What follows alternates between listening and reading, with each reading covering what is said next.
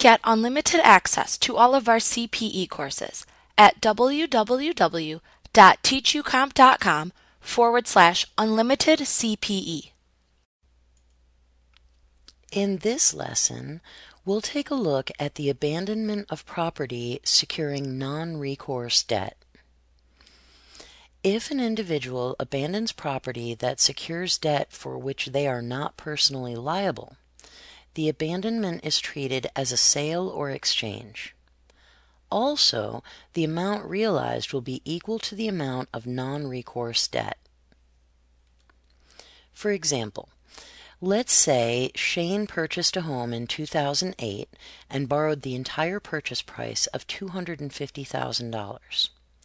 The loan was a non-recourse loan, so Shane was not personally liable.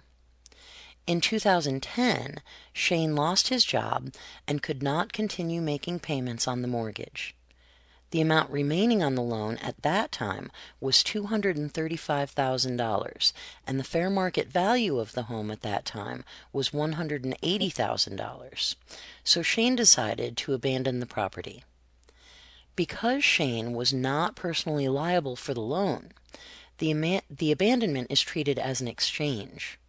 Shane's amount realized is $235,000, and his adjusted basis in the home is $250,000. Shane has a $15,000 non-deductible loss.